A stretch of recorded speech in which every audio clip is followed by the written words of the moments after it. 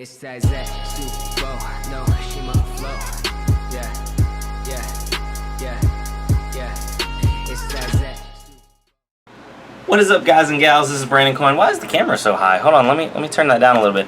Okay, what is up, guys, gals, ladies and gentlemen? How y'all doing? We are back with another, of course, you know, RTX 2070 video. Just showing off the box. Love this box. MSI Armor. This is, some people asked in the last one, this is the Armor Overclock Edition. It's the one that's like $30 or $40 more currently right now, because they do sell two of them. They sell a non-overclocked and then an overclocked.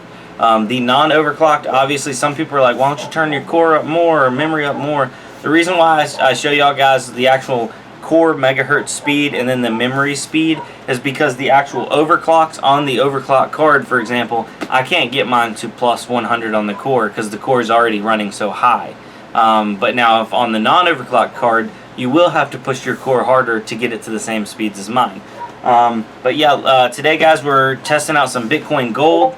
That's that Z hash, the new Equihash mining algorithm. We are using the, I always say it wrong, it's the EWBF. I used to call it the EBWF or something. I would call it always like backwards, but we're using the EWBF version 0.6 miner. And here, I'll show you what we're running out on the core clock. So I'm gonna flip this around. Alright, guys, so I'm recording the screen so we don't kill any hash rates or anything like that. The core clock's running stable between about 1930 and 1950. I have plus 66 on the core clock. Memory at 0. This I have not noticed that doing the memory actually affects it much at all. I can go plus 800 on the memory or plus 0 on the memory, and it kind of just does its thing like normal. So let me bring up the miner here. And we are bouncing between about 60, you know, the low 60s to the high 50s. So you see 59 sols, 61 sols, 62, 62. And I am mining this through WindMiner right now. You can make a little bit more money if you direct mine, but the fact that WindMiner is using the most up-to-date mining software, it gives me a good, easy way to benchmark it and test it. And through WindMiner right now, the 2070 is making 84 cents a day. And right here it is, yeah, RTX 2070. So, guys, yeah, with that knowledge, hopefully you can make some informed decisions. I'm going to jump over to WhatToMine and see what we'd actually be making if we were direct mining now. Alright, guys, so I'm just over here on WhatToMine, and I'm looking at some of their statistics. To give you a little bit of background, we're just gonna round it off and say 60 sols because it's bouncing from 59 to 62. We're gonna say 60 on the dot. But for example, a GTX 1060 is actually doing on Zhash about 27 according to WhatToMine. A 1070 does about 43 sols. A 1070 Ti is doing about 45 sols. A 1080 is about 49 sols. And then a 1080 Ti is doing 63 sols. So this 2070 with these overclocks is running almost what a 1080 Ti. It's right there in that sweet spot between a 1080 and a 1080 Ti in performance. But it's actually burning. We were at what's the wattage? 180 right now. I'm at 100% power. I'm letting it have all the power at once. It's doing 180 watts according to the actual readout on the software.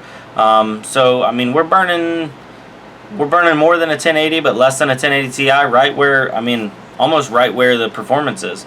So doing pretty good there. But if you were, let's see what if we were direct mining Bitcoin Gold right now, how much would we be making? Instead of the 83 cents a day.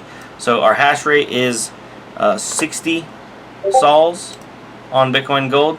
And that comes out to $1.03, so 1.03 if we were direct mining. So obviously WindMiner is taking a little bit off the top, but that's what they do, just like NiceHash, everybody else, you know, it's not always the most profitable. A lot of times it is more profitable to actually direct mine. And now if we put our power in on that, our power at 180 watts, we are burning around 41 cents a day at 10 cents per kilowatt hour. That seems to be about the nation's average. So we're profiting right at around 60 cents a day. So 60 cents a day on a 2070, not bad. Not bad at all. But with this information, you are now armed and ready to go. So a 2070 on Zhash mines about as much as a 1080 Ti, but for less electricity. So now I'm actually going to try to tweak this power down, but I have a feeling since this is a directly core derived algorithm, as soon as I start pulling power, we're going to lose performance. But hang around, you never know, we might be able to do something. Alright guys, so I was pulling the power limit down right now, and we're at 80% power. And what I was talking about earlier, that 180 watts that it was actually burning, I don't think we can trust the actual software end to give us an accurate readout, because at 100% power, I said it was pulling 180 watts, and now at 80% power, it says 185 watts. So I don't know what's going on there. And I have a kilowatt meter plugged in. Actually, if I'll turn the camera down here, but it shows the whole system power draw at 179 watts. So we're actually pulling less power than what it says the graphics card is using. Well, actually right here, just to make it more dramatic, I'm going to pull the power down to 70 watts, and let's see what that lowers our actual from the wall. Okay, so from the wall, the kilowatt meter says we're doing 160 watts, and but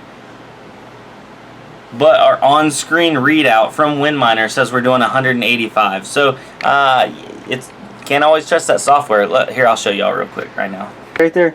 So that's our actual total system draw, not including the monitor, just the motherboard, the hard drive, the processor, and I do have a wireless card in there. We are currently on LAN, but that wireless card does burn a little electricity. And now let me show you what WinMiner software is actually reporting. Look at that, 185 watts, while we're still turned down to 70% power.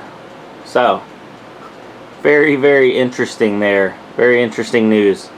But I'm not going to put WinMiner on blast for that, because it's always been one of those things you don't necessarily trust the software for the accurate power draw. It's always better to have an actual kilowatt meter or some kind of meter at the wall to see what you're actually pulling, especially for power supply efficiencies. I'm running on a gold power supply right now, so my efficiency is pretty high. But yeah, it's just crazy to see that. I don't know if maybe WinMiner's just reporting that's the wattage for that card at 100% power, because once I crank it back up, yeah, I mean, our power from the wall almost, it's like 230, which I'm probably using about 40 or 50 watts for the CPU. It's a quad core, and I got some other stuff plugged in. But yeah, just it's good. Always these little things that I stumble across doing this kind of stuff, that it's just good to know. Maybe that's just kind of an estimate, or it just shows like a TDP. That's a 185 TDP, not actually what it's pulling, obviously, because it can't pull more electricity than it's actually pulling from the wall. So with that information, you are now even more armed to make a decision on what you want to mine. But guys, gals, ladies and gentlemen, I want everybody to have a good day, have a good rest of the weekend. I know it's Sunday, and we'll be back to the Monday through Friday grind, 10 p.m. Eastern Standard Time, with the daily mining live show. And if you wanted me to check out any other coins, I got a lot of recommendations for some other stuff. Ravencoin, just comment it down below. And obviously, if you already see somebody that's commented one you like, just comment underneath theirs, so that one will get bumped up to the top. Because if you just comment the same thing, it kind of gets like lost in transition. But guys, thank you for everything. Have a good night. Peace out. Adios.